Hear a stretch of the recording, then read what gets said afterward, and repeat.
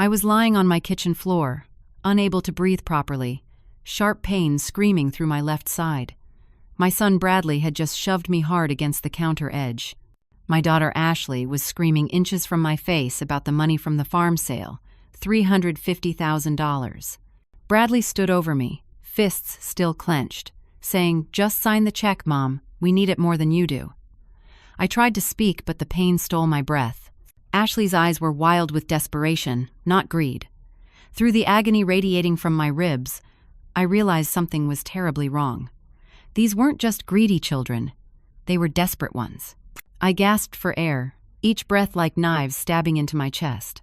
The cold tile pressed against my cheek as I tried to push myself up. My hands trembled.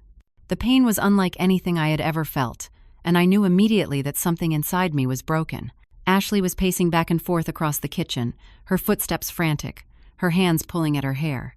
She kept muttering something about a deadline, checking her watch over and over.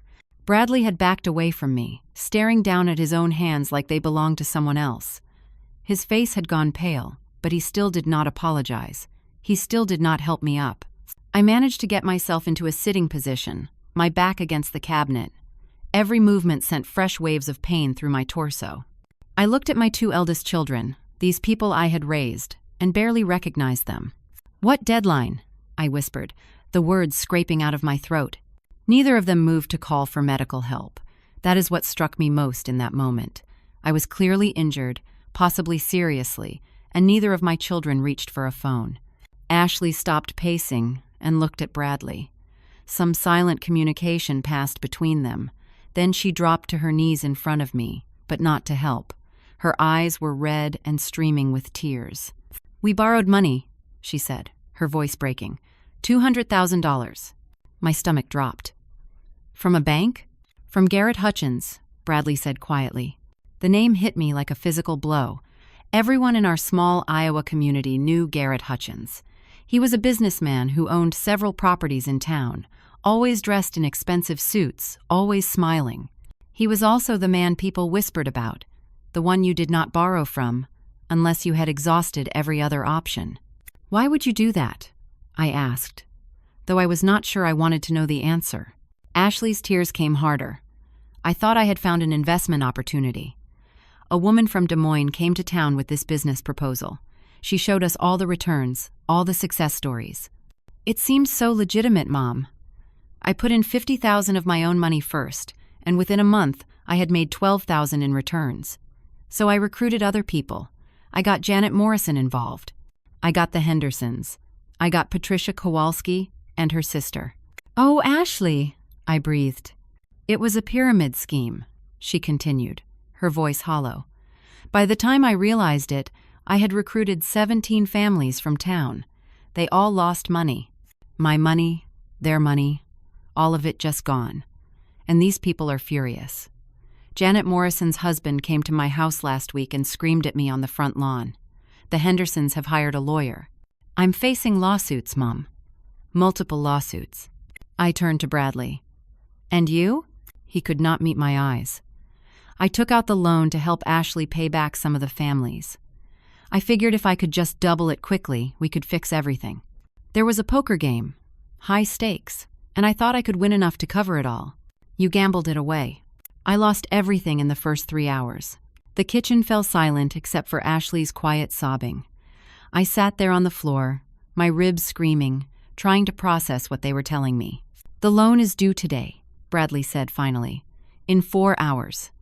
If we don't pay Hutchins back, he'll take everything. Our houses, our cars. He has legal claim to it all. We signed papers." "You guaranteed the loan with my farm money," I said slowly, understanding washing over me. "We told him you were going to help us," Ashley admitted. "We promised him the money from your sale. That's why he gave us the loan in the first place." I closed my eyes. My children had not just stolen from me. They had used me as collateral without my knowledge or consent. "I can't give you that money," I said firmly, despite the pain. "That money is my future. Your father and I worked that farm for 43 years. We built that life together. That money is supposed to last me through retirement. It's supposed to be what I live on." "Mom, please," Ashley begged, You don't understand what Hutchins is like. He doesn't just take houses, he destroys people. There are stories, Mom. Terrible stories about what happens when people can't pay him back. I reached for my phone on the counter above me. I needed an ambulance. I needed medical attention, but before my fingers could close around it, Ashley kicked it away, sending it skittering across the floor. "You don't understand," she said, her voice desperate and strange. "You have to help us. You have to." That is when I heard the car door slam outside. Bradley's face went white. "He's early. He said 4 o'clock. It's only 3:40. He knows about the meeting," Ashley whispered. "He knows we're all here." The front door opened without a knock. Garrett Hutchins walked into my kitchen like he owned it, his expensive shoes clicking on the tile. He was a tall man, well-built, with silver hair and a smile that never quite reached his eyes. He wore a charcoal suit that probably cost more than most people in town made in a month. "Tiffany," he said warmly, as if we were old friends. "I heard there was a family meeting. I thought I should join." Hutchins took in the scene with those cold, calculating eyes. Me on the floor, clearly injured and in pain. My 2 adult children, Bradley and Ashley, standing there looking terrified. He made a small sound of concern, but it was as fake as a $3 bill. "Tiffany, are you hurt?" he asked, moving closer. "What happened here?" "I fell," I said quickly, before either of my children could speak. Some instinct told me not to reveal the truth to this man. "You should see a doctor," Hutchins said. "That looks quite serious." He turned to Bradley and Ashley. "Have you called for help?" They both shook their heads, unable to speak. Hutchins pulled out his phone with an exaggerated show of concern.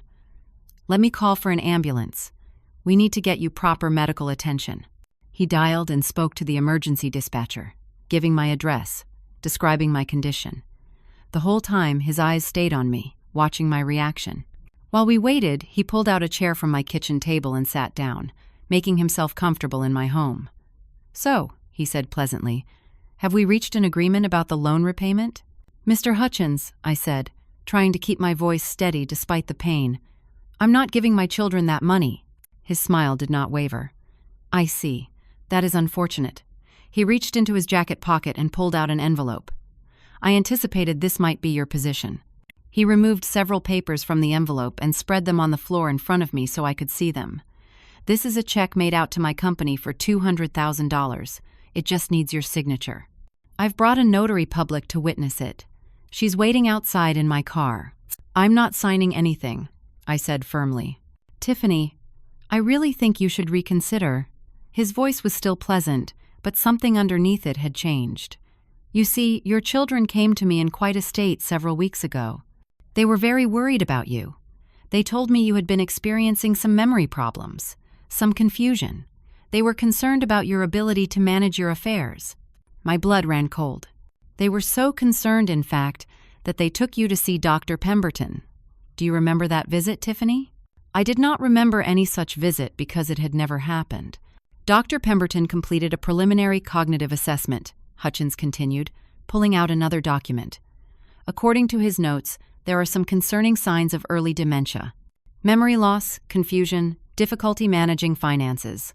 Your children filed this assessment 3 weeks ago." "That's not true," I said. But my voice sounded weak, even to my own ears.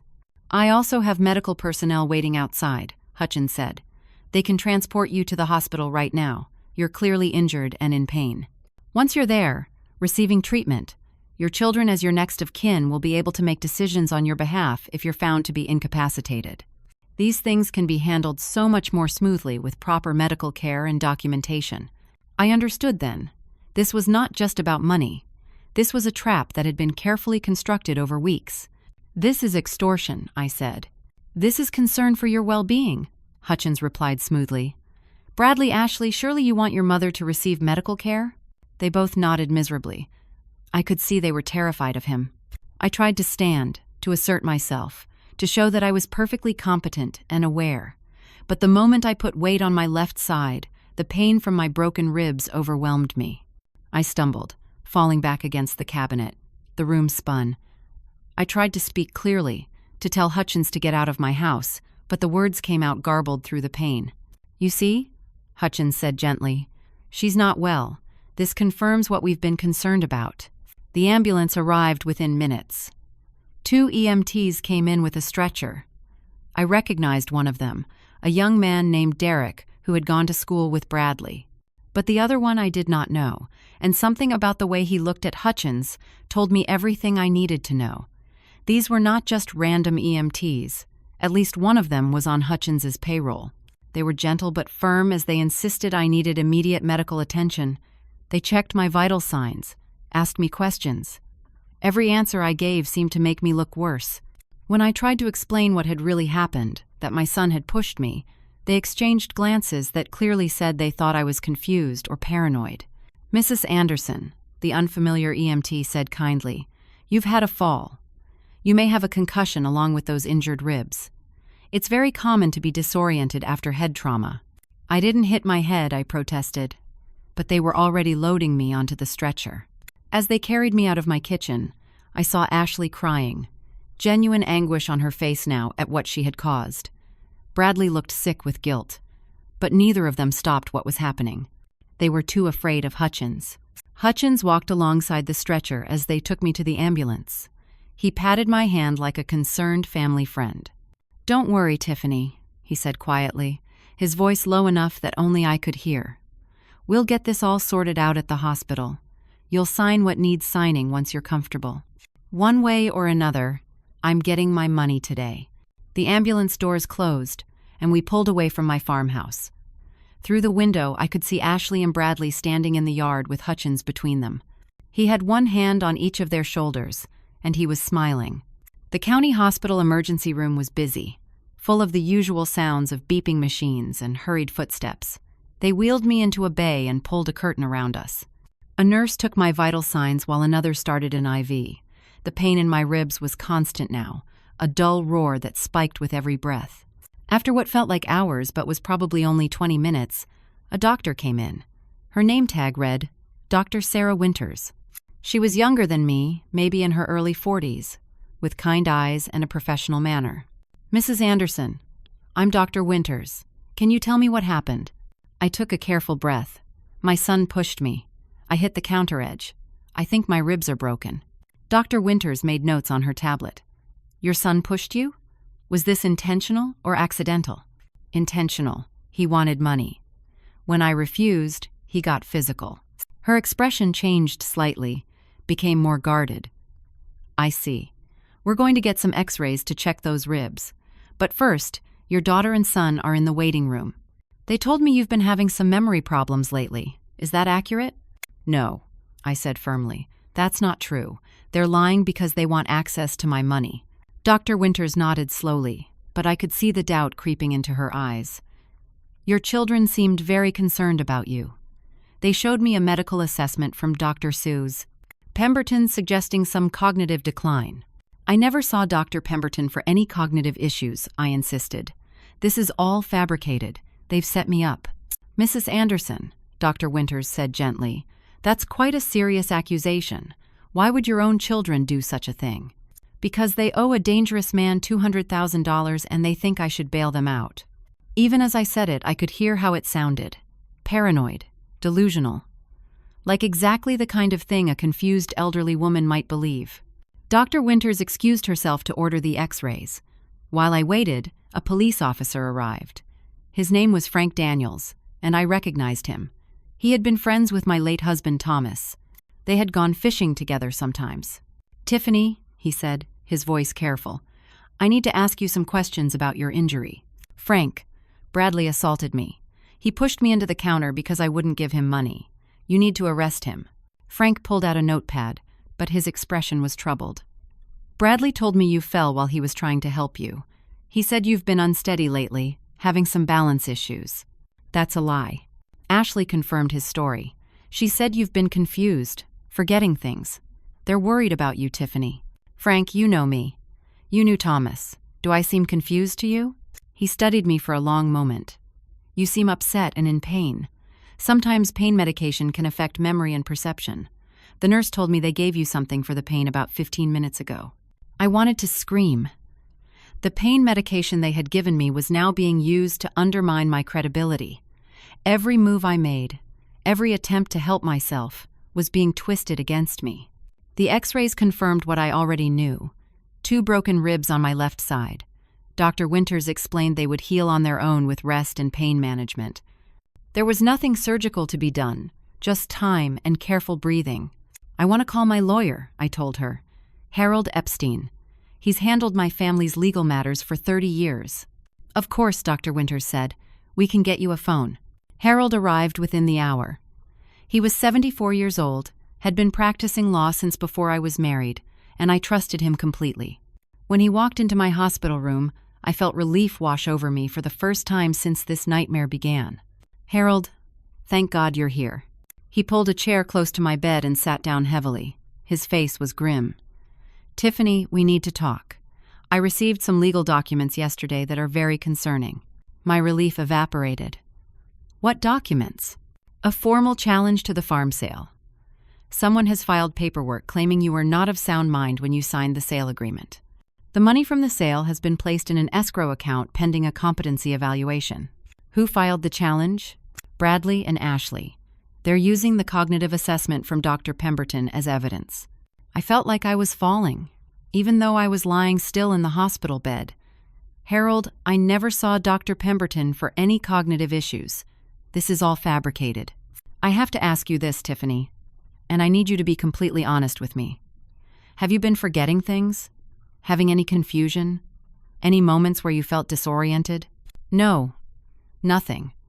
I'm 78 years old, and my mind is as sharp as it's ever been."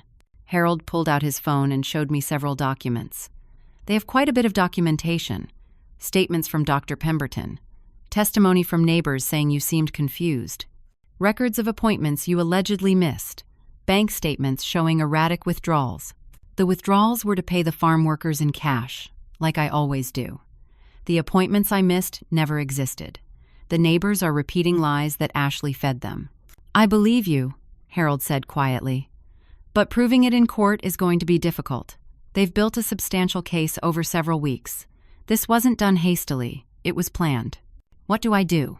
"You need a psychiatric evaluation to prove your competency. I can arrange for an independent expert, but that takes time, maybe a week or 2 to schedule. Meanwhile, Hutchins has a legal claim against Bradley and Ashley. If they can't pay him today, he can move to seize their assets immediately." "Let him," I said bitterly. "They made this mess." "Tiffany," Harold said carefully, "if Hutchins ruins your children financially, if he pursues criminal fraud charges against them, they could lose everything, their homes, their futures. Ashley has a daughter, your granddaughter Emma. She's only 12. If Ashley goes to prison..." He didn't need to finish. I understood the leverage they were using. It wasn't just about them. It was about collateral damage to the innocent people around them. "What are my options?" I asked. "Fight this legally. Get the competency evaluation. Prove you're of sound mind. Get the conservatorship attempt blocked. But it's going to take time and money, and in the meantime, you won't have access to your farm sale proceeds." "How long?" "Best case? A month. More realistically, 2 to 3 months." Harold left to file emergency motions with the court. I was alone in my hospital room, my ribs aching, my future hanging in the balance. My children had built an elaborate trap, and I had walked right into it by getting injured. A nurse I didn't recognize came in carrying a small paper cup with pills. "Time for your pain medication, Mrs. Anderson." "Who are you?" I asked. "You're not my regular nurse." "I'm covering for Jenny. She's on her dinner break." The woman smiled, but something about it seemed wrong. Her badge said her name was Susan Clark, but when I glanced at the assignment board visible through my doorway, I didn't see that name listed for my room. "I don't want any medication right now," I said. "Doctor's orders," she insisted, moving closer. "You need to stay ahead of the pain." I said no. She reached for my IV line. "Well, if you won't take the pills, I can add it to your IV." That's when I knew for certain. I pressed the call button frantically, holding it down. The woman's face changed, the fake smile dropping away. My regular nurse, Jenny, arrived within seconds. "Mrs. Anderson? What's wrong?" "Who is this woman?" I demanded, pointing at the fake nurse. Jenny looked confused. "I don't know. Susan, are you from the registry?" The woman calling herself Susan Clark turned and walked quickly out of the room. Jenny followed her, calling for security. I could hear raised voices in the hallway. Within minutes, my room was full of people. Hospital security arrived, asking questions. The woman had disappeared. They checked the security footage, but mysteriously, the cameras in my hallway had been malfunctioning for the past hour. There was no video record of the woman entering my room. The hospital administrator, Paul Thornton, came to speak with me personally. I knew Paul. He had gone to school with Bradley, had been in their wedding party when Bradley married his wife Diane. "Mrs. Anderson," Paul said, his voice full of concern, "this is very troubling. But I have to ask, are you certain about what happened? Sometimes pain and medication can cause confusion, or even hallucinations." "I know what I saw," I said. "That woman was going to drug me. Someone sent her." Paul exchanged glances with Dr. Winters. "We'll certainly investigate. But Mrs. Anderson, for your own safety, we're considering a psychiatric evaluation, just to make sure everything is all right." "You think I imagined this?" "I think you're under tremendous stress. You're injured, and you're on pain medication. Sometimes that combination can affect perception." "This is exactly what they want," I said desperately. "Can't you see? If you commit me for psychiatric evaluation, they win." But I could see in their faces that they thought I was paranoid, possibly delusional. Every true thing I said sounded insane. That's when I remembered Marcus, my youngest son, the one who hadn't been part of any of this. He lived in Des Moines, about 2 hours away. He worked as an accountant for a commercial real estate firm. He was steady, rational, honest. He would believe me. I asked Jenny to get me a phone, and I called Marcus. He answered on the second ring. "Mom? What's wrong?" "Marcus, I need you to come to the county hospital. Something terrible has happened." "I'm already on my way," he said, and something about his tone made my stomach drop. "Bradley called me an hour ago. He told me what's been going on. I'm 20 minutes away." Marcus arrived looking exactly like I remembered. Practical haircut, sensible glasses, a concerned expression. He was my youngest, the son who had always been responsible and careful. When he walked into my hospital room, I felt a surge of hope. "Marcus, thank God you're here." He pulled a chair close and took my hand. But instead of the belief and support I expected, I saw pity in his eyes. "Mom," he said gently, "Bradley and Ashley told me what's been happening. They said you've been struggling with some memory issues. Why didn't you tell me?" "Because it's not true," I said firmly. "Marcus, they're lying. They owe money to a dangerous man, and they're trying to steal the farm sale money to cover their debts." "I know about their financial troubles," Marcus said. "They called me weeks ago, very worried about you. They said you were forgetting things, getting confused about finances. They said you accused the mailman of stealing from you. I never did any such thing." "Mom, they said you've been leaving the stove on, that you forgot where you parked at the grocery store and spent an hour looking for your car, that you got lost driving to Janet Morrison's house even though you've known the way for 40 years. None of that happened, Marcus. None of it. They fabricated all of this." He squeezed my hand. "I know it's scary to face. My friend Nathan's mother went through this. She couldn't remember things either, and she got upset when people tried to help her. It's not your fault. Marcus, listen to me. Bradley assaulted me. He pushed me into the counter and broke my ribs because I wouldn't give him money. That's why I'm in the hospital. Bradley said you fell while he was trying to steady you. He's beside himself with guilt that he couldn't catch you in time. He's lying." "Mom, why would your own son lie about something like this? What reason would he have?" 200,000 reasons, I said bitterly. "That's how much he and Ashley owe to Garrett Hutchins." Marcus sighed. "I know about that too. They told me everything. They made some bad financial decisions, and yes, they need help, but that doesn't mean they're lying about your health. If anything, their stress probably made them more aware of the warning signs they'd been missing." "There are no warning signs because there's nothing wrong with me." "Mom," Marcus said carefully, "there's someone I'd like you to talk to. Her name is Dr. Ellen Pierce. She's a geriatric psychiatrist, very well respected. She's here at the hospital, and she'd just like to have a conversation with you. Nothing formal, just a chat. Would you be willing to do that?" I realized then that my attempt to get help from Marcus had backfired completely. Ashley and Bradley had spent weeks poisoning him against me, planting seeds of doubt. They had built their case carefully, and now even my good son, The one who hadn't been part of the assault believed them. "Fine," I said. "Bring in your doctor." "But Marcus, I need you to understand something. When she evaluates me and finds that I'm perfectly competent, I need you to believe it. I need you to listen." "I will," Marcus promised. "I just want what's best for you." Dr. Ellen Pierce arrived 15 minutes later. She was in her mid-50s, with gray hair pulled back in a neat bun and intelligent eyes behind wire-rimmed glasses. She introduced herself warmly and pulled up a chair. "Mrs. Anderson, I understand you've had quite a difficult day. How are you feeling?" "I'm in pain from my broken ribs, but my mind is perfectly clear." "I'm glad to hear that. I'd like to ask you some questions, if that's all right. Nothing scary, just helping me understand what's been happening." The conversation started innocuously enough. She asked about my daily routine, my hobbies, my late husband. I answered easily, clearly, without hesitation. But then the questions shifted. "Your children have expressed some concerns.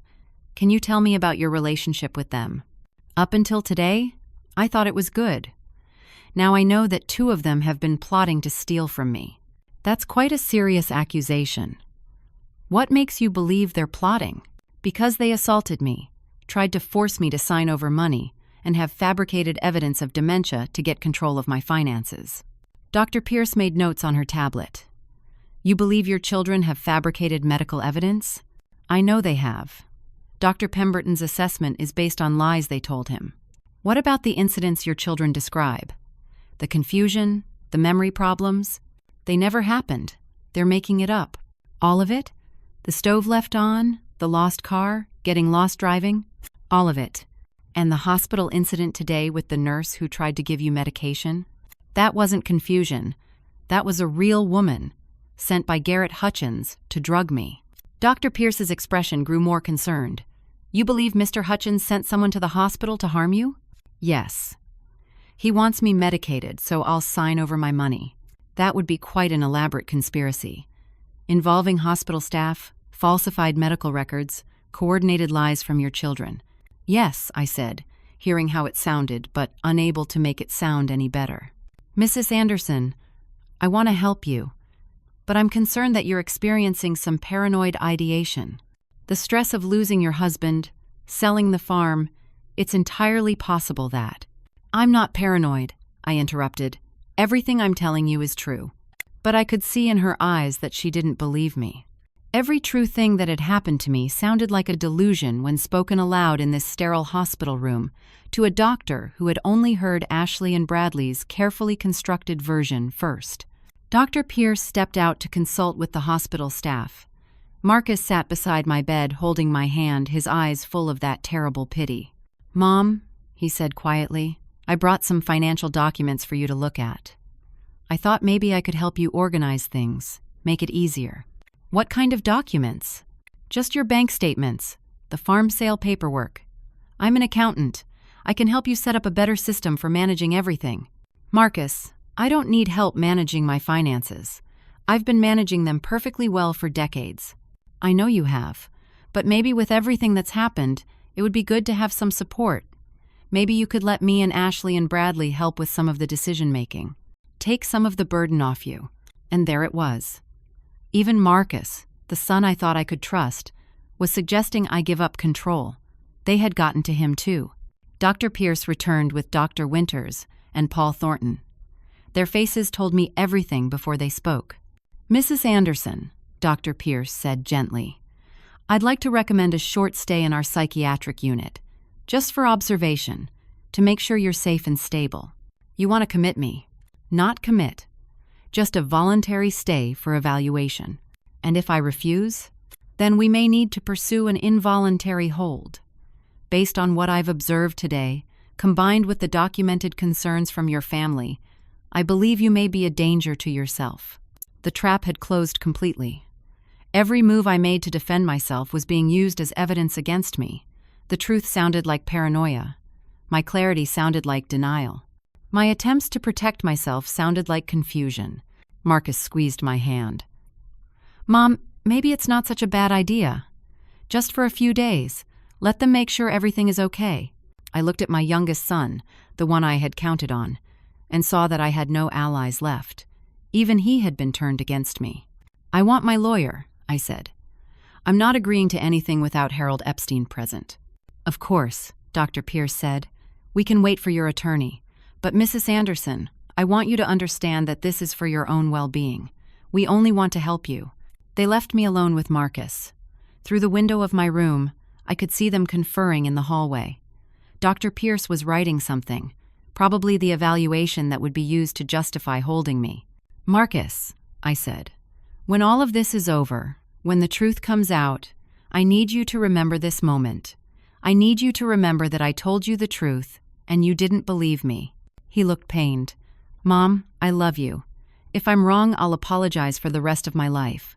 But right now, I have to do what I think is best to keep you safe. Even if it means helping your siblings steal from me." "They're not stealing. They're trying to help."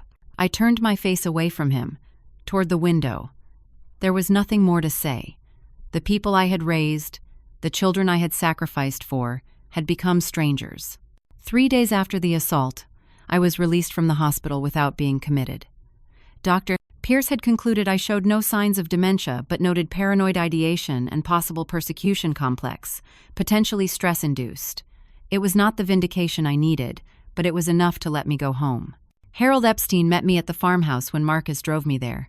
I had barely walked through my front door when Harold handed me a legal document. "There's a competency hearing," he said grimly. "Emergency hearing at the county courthouse. It's scheduled for this afternoon." "That's impossible. That's too fast." "Bradley and Ashley filed a motion claiming you're in immediate danger of making catastrophic financial decisions. They're arguing that your competency needs to be determined right away before you dissipate the farm assets. The money's in escrow. I can't touch it anyway. They're also seeking temporary conservatorship over all your other accounts." 4 hours later, I sat in the county courtroom with Harold beside me. Across the aisle, Bradley, Ashley, and Marcus sat with their attorney, a sharp-eyed woman in her 40s named Sandra Willoughby. And in the back row, watching it all with those cold eyes, sat Garrett Hutchins. Judge Patricia Norton presided. She was a fair woman, known for being thorough and by the book. I had hoped that would work in my favor. Sandra Willoughby presented her case methodically and devastatingly. "Your Honor, we're here today out of love and deep concern for Tiffany Anderson. Her children have watched their mother decline over the past 6 months, and they've tried to handle it privately, with compassion and discretion. But recent events have forced them to seek the court's protection." She entered into evidence Dr. Pemberton's assessment. Then she called Bradley to the stand. My eldest son took the oath and sat down. He wouldn't look at me. "Mr. Anderson," Sandra began, "can you describe your concerns about your mother?"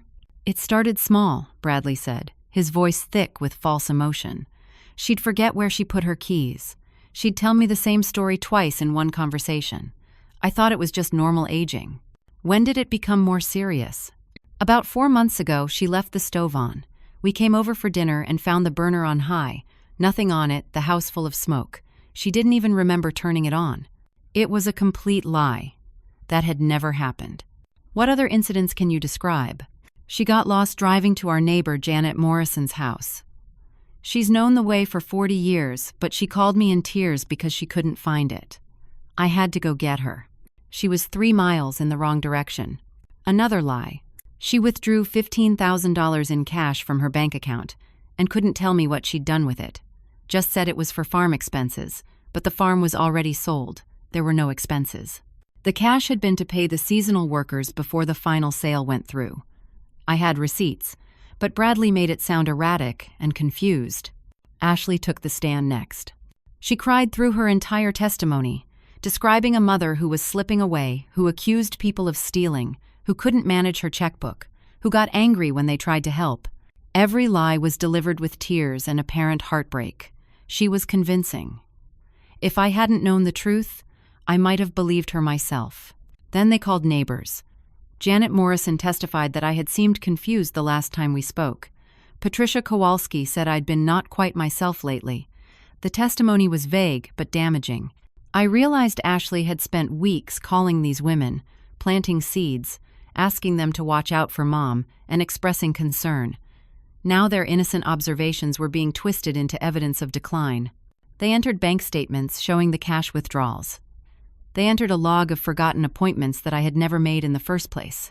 They even had photos, time-stamped and dated, showing my car parked oddly in a parking lot, a burner on my stove with nothing on it, papers scattered on my kitchen table.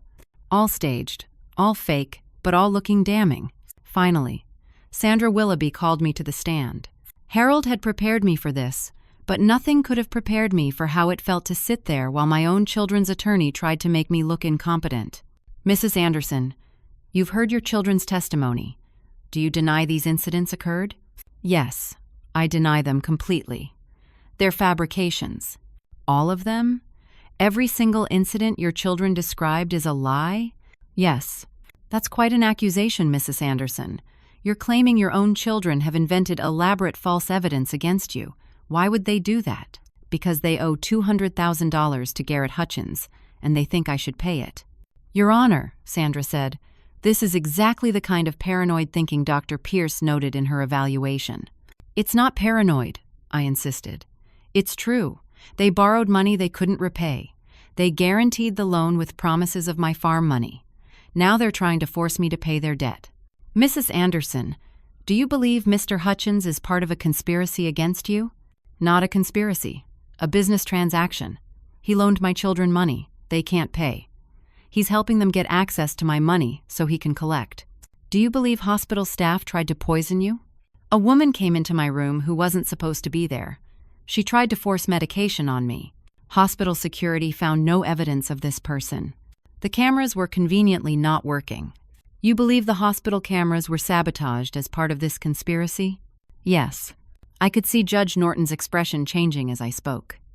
Every true thing sounded more and more like paranoid delusion. Mrs. Anderson, Sandra continued, are you currently taking any medications?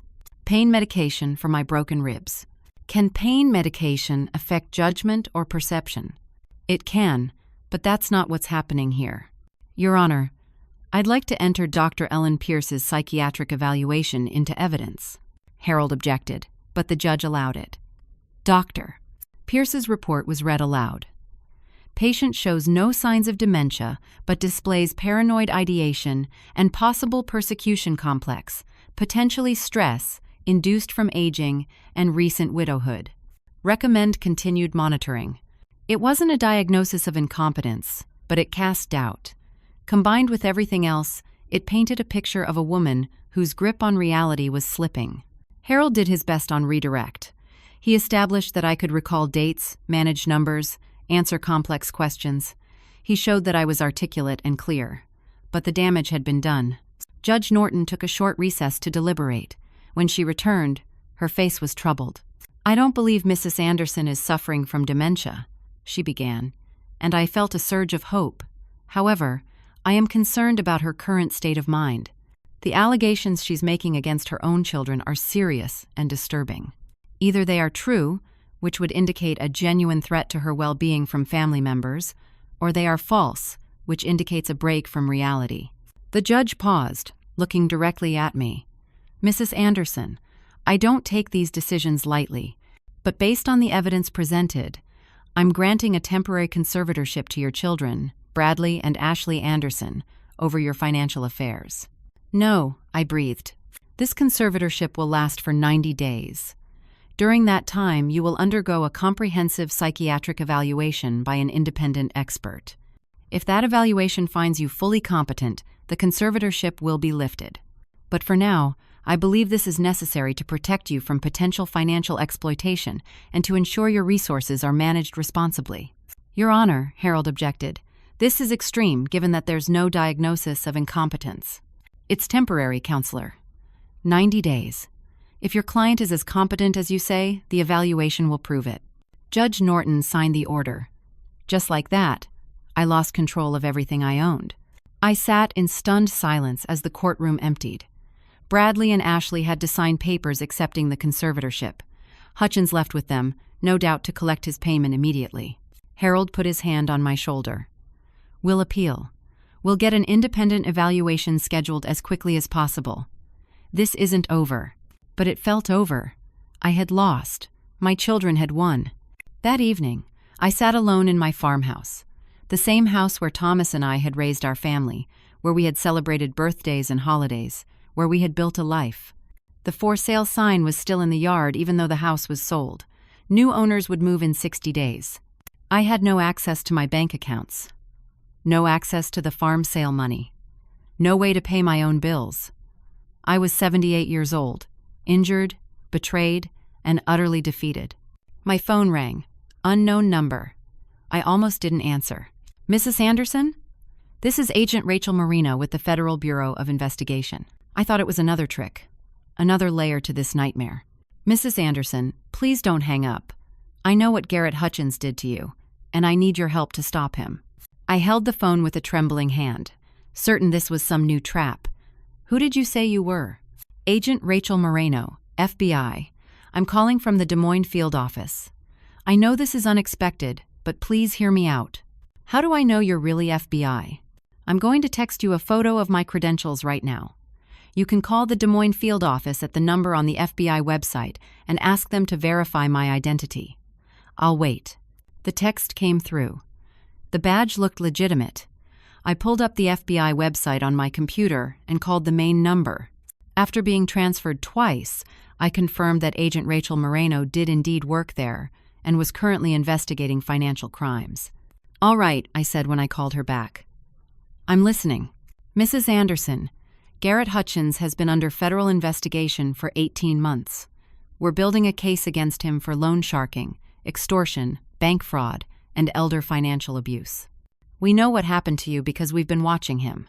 You've been watching him do this to me? We've been gathering evidence. I know that's not what you want to hear, but we couldn't intervene without risking the entire investigation. Hutchins is part of a larger operation. He's done this to 17 other families that we know of. Elderly property owners, targeted through their desperate children. He traps the children in debt, then forces asset transfers from the parents. Why are you calling me now? Because you went to court today. Because the conservatorship was granted. Hutchins got his money, and he thinks the case is closed. But we have enough evidence now to move. We have surveillance of him coaching your children on how to manufacture evidence of your incompetence. We have recordings of conversations between him and his associates discussing the fake nurse, the doctored documents, the entire scheme. I felt my hands start shaking. You have proof? We have everything, Mrs. Anderson. Audio, video, financial records. We have witnesses who are cooperating. The notary who witnessed forged documents, the fake nurse who tried to medicate you. They're both talking, giving us statements in exchange for reduced charges. What do you need from me? I need you to file formal charges. I need you to be willing to testify. And I need to ask you to do something very difficult. What? Your children are facing federal charges too. Conspiracy, fraud, elder abuse. They could get 10 to 15 years in prison. But if you're willing to help us, if you testify not just against Hutchins but about what they did to you, it strengthens our case against everyone involved. The weight of what she was asking settled over me. You want me to send my own children to prison. I want you to tell the truth about what they did. The sentencing is up to the courts. But Mrs. Anderson, they assaulted you. They fabricated evidence to steal from you. They were willing to have you declared incompetent and institutionalized to get access to your money. These aren't minor crimes. They were desperate. They had choices. They made the wrong ones.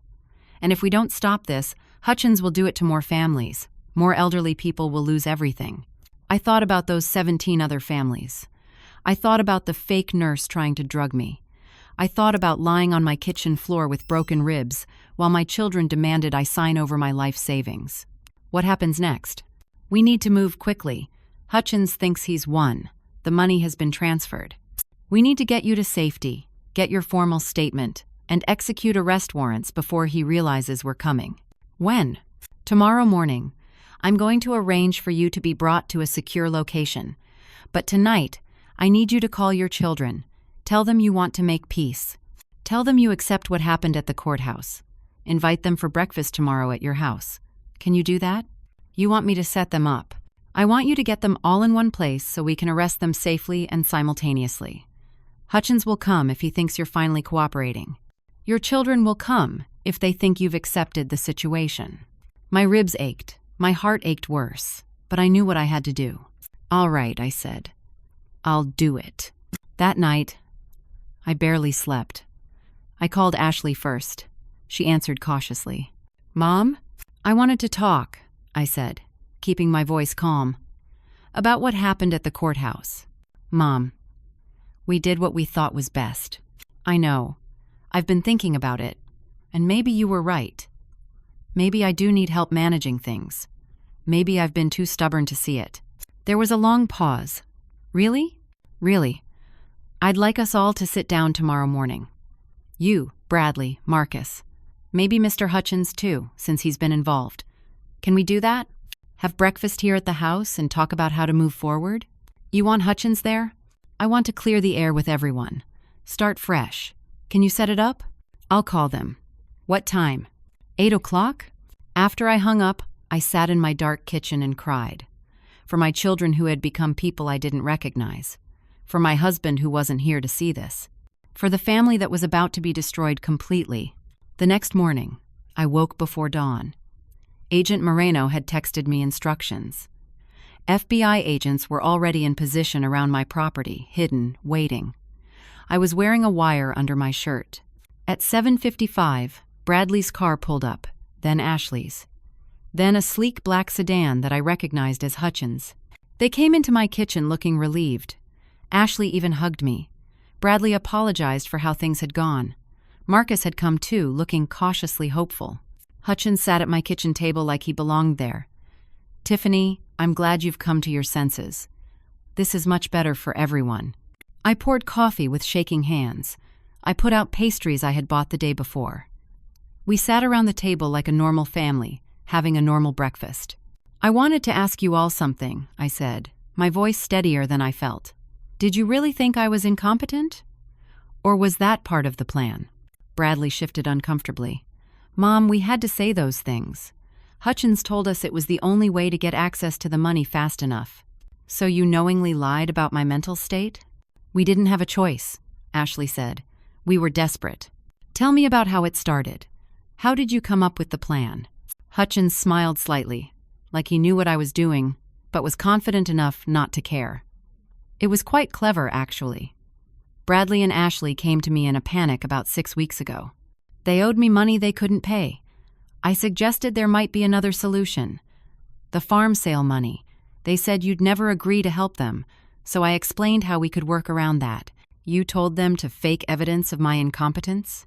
I told them how to document concerning behaviors, how to build a case that would hold up in court. It's all perfectly legal if done correctly. What about the fake nurse at the hospital? That was an insurance policy. If you had signed over the money voluntarily, we wouldn't have needed it. But you were being stubborn, so we had to ensure you'd stay compliant while the legal process played out. And the assault? When Bradley broke my ribs? Bradley's face crumpled. I didn't mean to hurt you that badly. I just wanted you to listen. But then you wouldn't stop arguing and I lost my temper and I pushed you and... He stopped, realizing what he'd just admitted. Ashley was crying. We never wanted it to go that far. We just needed the money. We thought once it was over, we could all move past it. So you knowingly fabricated medical evidence, committed assault, attempted to drug me, and stole from me. I looked at each of them. And you thought I'd just accept it? That's when Agent Moreno came through my front door, followed by 6 other FBI agents. FBI, nobody move. The look on Hutchins's face was worth everything. The shock, the rage, the realization that he'd been caught. Bradley and Ashley were pulled to their feet. Handcuffs clicked into place. Miranda rights were read. Ashley was sobbing, calling my name, begging me to explain what was happening. Bradley just looked numb. Marcus stood in the corner, his face white with shock. An agent spoke to him briefly, confirmed he hadn't been part of the conspiracy, and let him go. Hutchins was eerily calm as they handcuffed him. He looked at me with something like respect. Well played, Tiffany. You taught my children that people are just resources to be exploited, I said. I'm teaching them that actions have consequences. They were led out to waiting vehicles. Ashley was still crying, screaming at me. How could you do this to your own children? What kind of mother are you? The devastating irony of her words hung in the air. After they were gone, Agent Moreno sat with me at my kitchen table. That was incredibly brave, she said. I don't feel brave. I feel like I just destroyed what's left of my family. You stopped a criminal operation, you protected other families, and maybe, in time, you saved your children from becoming worse than they already are. Will they really go to prison? Probably. But they'll have the chance to take plea deals, to cooperate, to reduce their sentences. What happens to them now depends on the choices they make going forward. Over the next few days, the full scope of Hutchins's operation came to light. 17 other families, millions of dollars, elderly victims across 3 states. The case made national news. 6 months later, I sat in a courtroom for the sentencing hearing. Not my children's hearing. That would come later, after their plea negotiations were finalized. This was Garrett Hutchins's day of reckoning. Judge William Patterson presided over the federal case. The evidence against Hutchins was overwhelming. Financial records, recordings, testimony from victims, and cooperating witnesses. The prosecution had built an airtight case. Hutchins was sentenced to 23 years in federal prison. His assets were seized. Victims, including the families that Ashley had scammed in her pyramid scheme, would receive restitution from the seized funds. It wasn't everything they had lost, but it was something. Bradley's sentencing came 2 weeks later. His assault charge added significant weight to his sentence. He received 8 years in federal prison. He had cooperated with the investigation, shown genuine remorse, but the judge said that didn't erase what he had done. I attended his sentencing. He cried when he saw me in the courtroom. During the impact statement portion, I stood up and spoke. Bradley is my son. I raised him. I loved him. I still love him. But love doesn't mean accepting abuse. Love doesn't mean enabling destructive behavior. Bradley made choices that hurt me deeply, that violated every bond between us. He needs to face the consequences of those choices. I hope that during his time in prison, he finds a way to become the man I raised him to be, the man his father would have wanted him to be. But he has to do that work himself. I can't do it for him anymore. Ashley received 6 years. She was less remorseful than Bradley, more focused on how unfair it all was, how she'd been pushed into it by circumstances. But eventually, as the reality settled in, I saw something shift in her. During one of my visits to the jail before she was transferred to the federal facility, she finally said the words I'd been waiting to hear. "I'm sorry, Mom. Really sorry. Not just sorry I got caught. Sorry for what I did to you." "I know, honey. Do you forgive me?" I thought about it carefully before answering. "I forgive you for being weak. I forgive you for making terrible choices when you were desperate. But forgiveness doesn't mean forgetting. It doesn't mean pretending it didn't happen. You have a lot of work to do, Ashley. On yourself, on understanding how you got here. I don't know if I can do 8 years. 6 years. And yes, you can. You're stronger than you think. You just have to find that strength." Sandra Willoughby, the attorney who had represented my children in the conservatorship hearing, was disbarred. Investigation revealed she had known about the fraud, had helped structure it to appear legal. She faced criminal charges of her own. The conservatorship was dissolved immediately once Hutchins' scheme came to light. All my money was returned to me, plus damages paid from Hutchins' seized assets. Judge Patricia Norton personally called me to apologize. "Mrs. Anderson, I cannot express how deeply I regret not seeing through their deception. You told the truth in my courtroom, and I didn't believe you. You did what seemed right based on the evidence presented, Your Honor. They were very convincing. That's no excuse. I should have dug deeper, asked harder questions. I failed you. The system failed me," I said. "But it also eventually worked. That has to count for something." I used the returned money thoughtfully. First, I helped the families that Ashley had recruited into her pyramid scheme. Most of them were friends and neighbors, people who had trusted her. I couldn't give them back everything they'd lost, but I could ease some of the financial damage. I established a scholarship fund in Thomas's name for local high school students planning to study agriculture. The farm had been our life together. This way, it would continue to help young people build their own lives. I donated substantially to elder abuse prevention programs, to organizations that helped victims of financial exploitation. I wanted something good to come from what had happened to me. Marcus and I rebuilt our relationship slowly. He was devastated that he hadn't believed me, that he'd been manipulated into doubting my competence.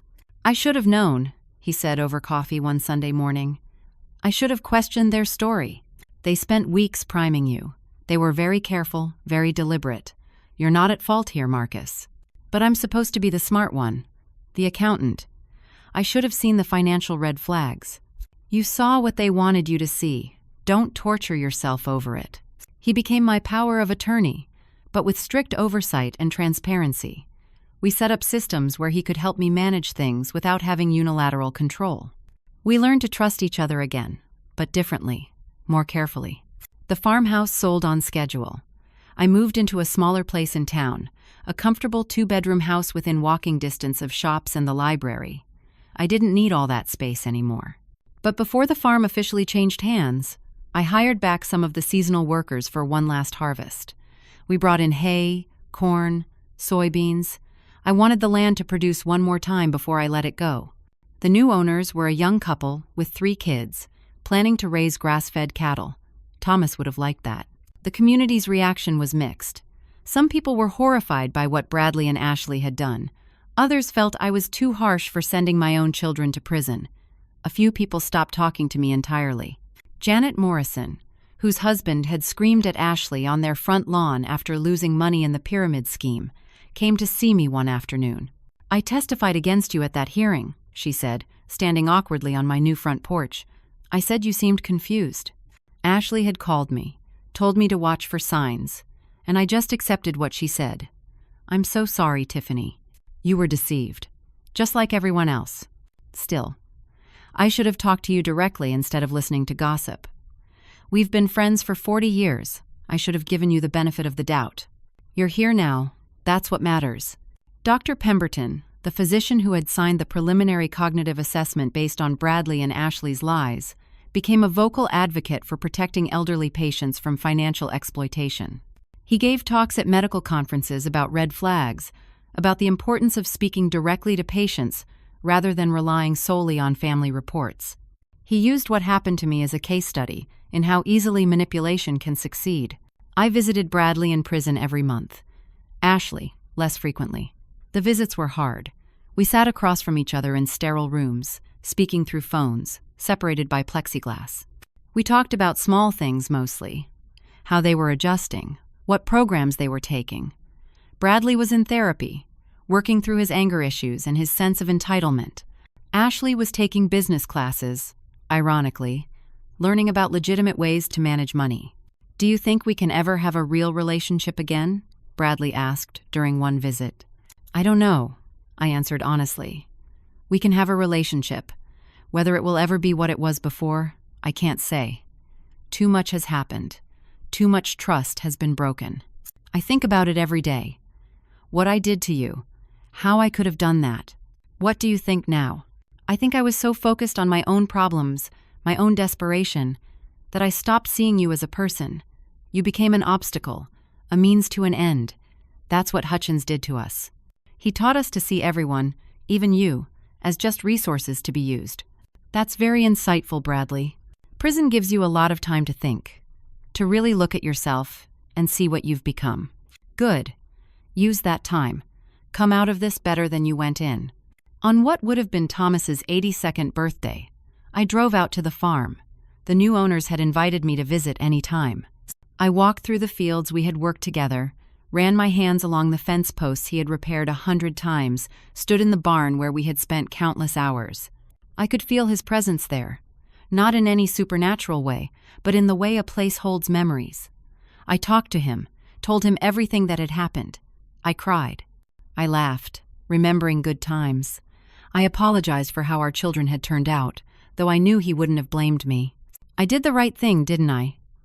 I asked the empty barn, turning them in, making them face consequences. The answer came not from any voice, but from my own heart. Yes, I had done the right thing. Not the easy thing.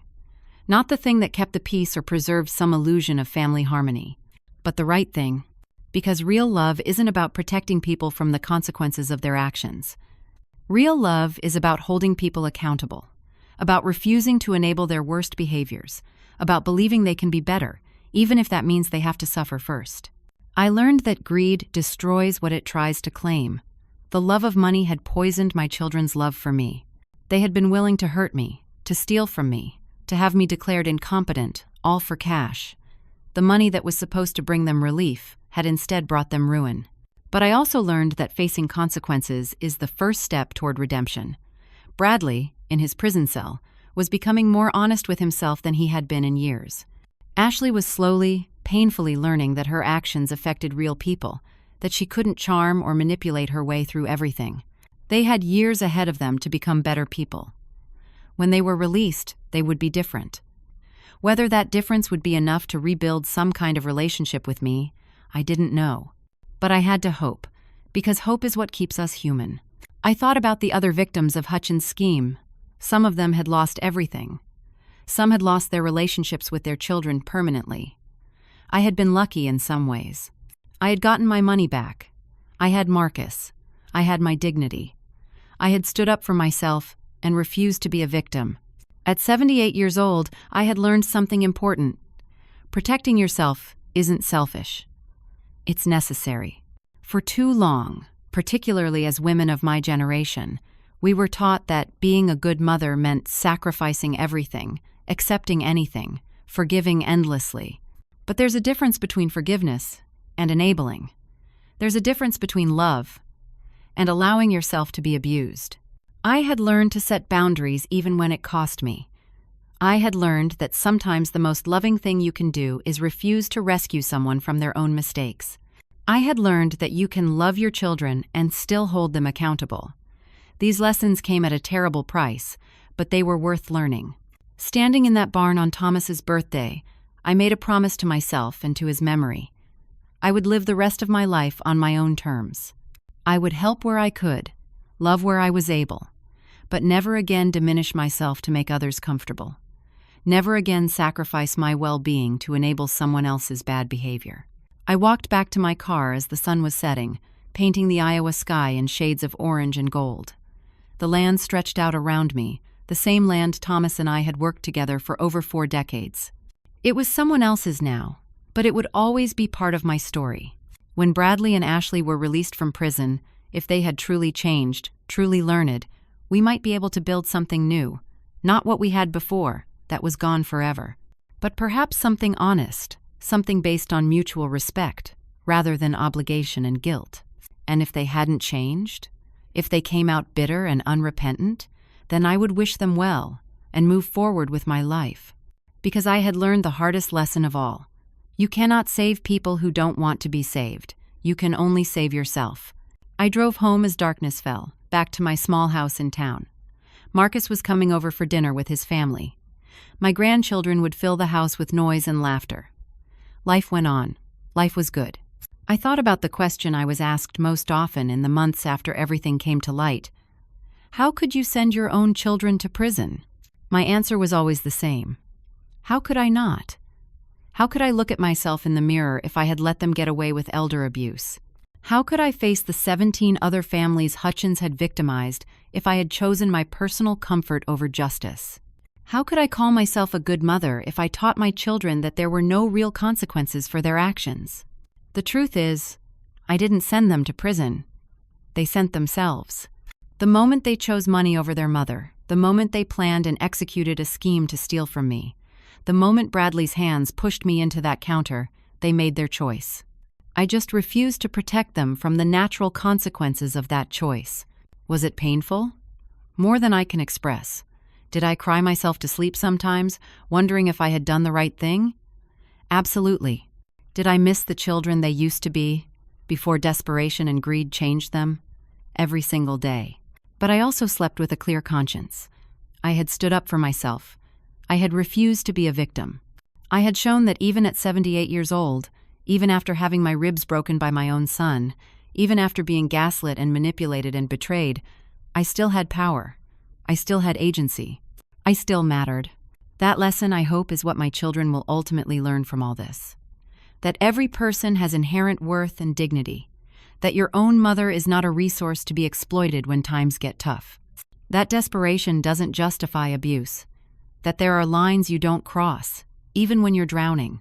If they learn those lessons, if they truly change, then maybe something good will have come from all this pain. Maybe their years in prison will be the thing that saves them from becoming the kind of people who hurt others without conscience. Maybe they'll come out better than they went in. And if I'm very lucky, maybe one day we'll sit around a table together again. Not like that terrible morning when I was wearing a wire and setting them up. But honestly, as people who have all grown and changed and learned hard lessons, maybe we'll be able to look each other in the eye without shame or anger. Maybe we'll be able to rebuild something real. But if that day never comes, I'll still be okay. Because I have Marcus and his family. I have friends who stood by me. I have a community that eventually rallied around me once the truth came out. I have my memories of Thomas, my life on the farm, the good years before everything fell apart. Most importantly, I have myself, my dignity, my strength, my refusal to be diminished. That's something no one can take from me, no matter how hard they try. As I prepared dinner that evening, moving carefully around my kitchen because my ribs still ached sometimes when the weather changed, I felt something I hadn't felt in months. Peace. Real peace. Not the absence of pain or difficulty, but the deep calm that comes from knowing you've done the right thing, even when it was the hardest thing. The sun set fully, and my little house filled with light and warmth as Marcus and his family arrived. We ate together, laughed together, lived together. And for tonight, that was enough. So, let me ask you this. Have you ever had to make an impossible choice between protecting yourself and protecting someone you love? Have you ever had to stand up to family members even when it meant losing them? How did you find the strength to do what was right instead of what was easy? I'd love to hear your stories in the comments below. If this story resonated with you, please give it a like. Subscribe to hear more stories about resilience, justice, and finding strength in impossible situations. And share this with someone who might need to hear that it's okay to set boundaries, even with family. It's okay to protect yourself. It's okay to demand respect. Thank you for listening to my story. I hope it helps someone out there who's facing their own impossible situation. Remember, you matter. Your well-being matters. And no one, not even family, has the right to abuse you or steal from you. Stand strong, hold your ground, and know that justice, though it takes time, eventually comes. Take care of yourselves, and remember that even in our darkest moments, we have more strength than we realize. We just have to be brave enough to use it.